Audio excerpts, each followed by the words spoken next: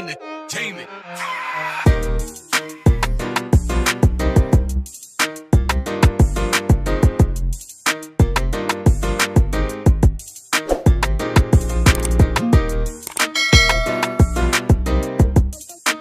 Again to my YouTube channel.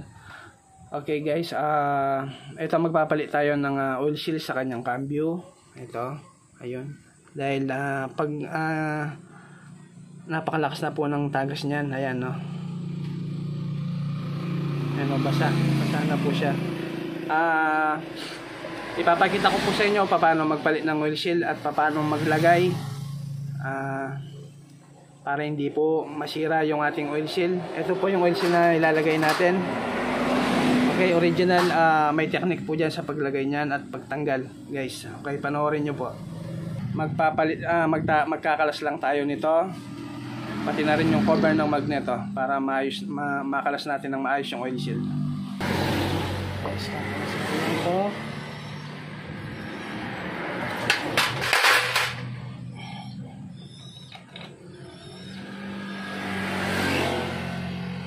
Kakalasin muna natin to, yung takip niya sa magneto. Medyo hindi ako mahirapan magkalas dito sa kanyang cambio.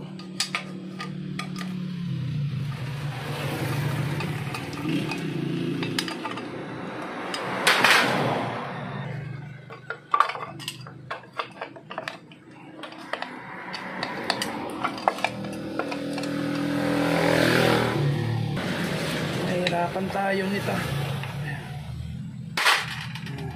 Okay guys, yan. Ito po yung papalitan natin dyan, yung kanyang cambio. Yung oil seal yung oil seal lock. Okay, dahil napakalakas na po ng tagas nyan. Okay, tapos dito naman sa kanyang counter shaft oil seal. Kapag yan po yung sira, makikita nyo, yung chain nyo, yung kadena, basa po yan ng langis. Ibig sabihin po, sira na po yung oil seal natin dito sa kanyang counter shaft. Okay. Ito guys, ganyan tayo magpalit. Ayan. Gagamitan natin siya ng Phillips screw. Ayan o. Yan. Yan, ayun o. Umikot na, no? Pakadali lang. Ayan o, gumalaw na. Ayan guys, no? Habang iniigpitan nyo yan guys, yan. Lumalabas po siya. Ayan o. Ayun po. Habang iniigpitan nyo siya, tinutulak niya palabas. Lumalabas po pusa yung oil seal. Yan po. Guys, yan. Ganyan lamang po guys, yan. Yan o, lumalabas po siya. Habang hinigpitan nyo po yung Phillips screw, tinutulak niya po palabas yung oil seal. Ayan. Okay.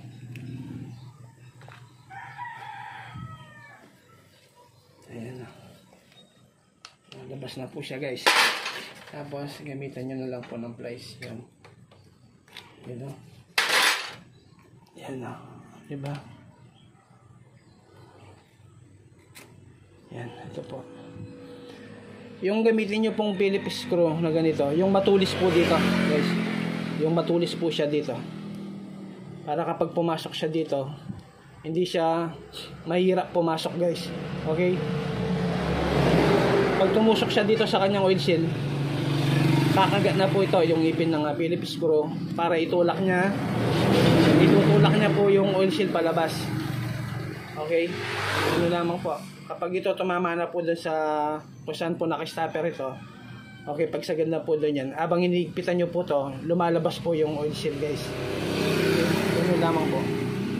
Yan guys, linisin yung mabuti.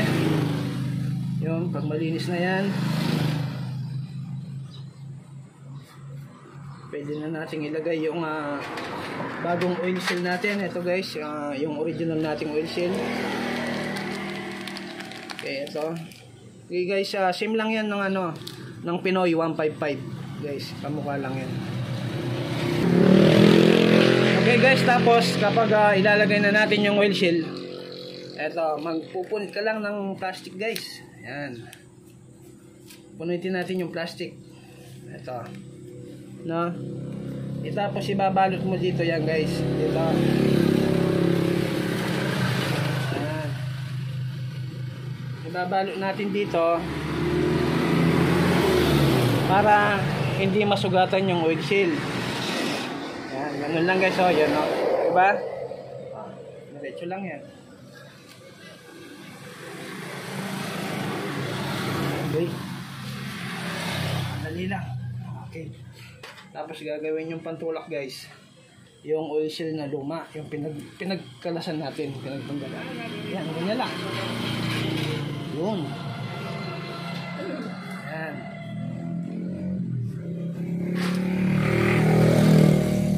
Diba? Guys, yan. Kapag sagad na yan guys, hindi mo na maitulak. Yan, sakto-sakto na yan guys. Yan, ganyan lamang po kadali guys. Madaling paraan paano magkalas ng magpalit ng oil seal sa cambio. Yun. Ganun lang po yung gawin nyo guys. Okay, tapos kapag ipapasok nyo na po yung oil seal, maglagay kayo ng plastic dito para hindi siya masugatan dito sa mga yung mga ngipin ng shafting natin yan, no? 'Di ba? Kaya binabalot ng plastic yan para hindi masugatan yung oil seal. Pati dito sa counter shaft, ganun din. Pati doon sa cambio, doon sa kick, yung oil seal sa kick, ganun din po yung mga proseso. Paano magkalas, paano maglagay ng oil seal, paano tanggalin guys. Yung ganun lang po kadali. Safety po. Okay, tapos mabilis. Okay.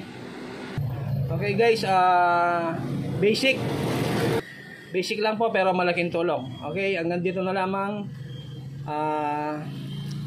Bye bye po. Okay, bye bye.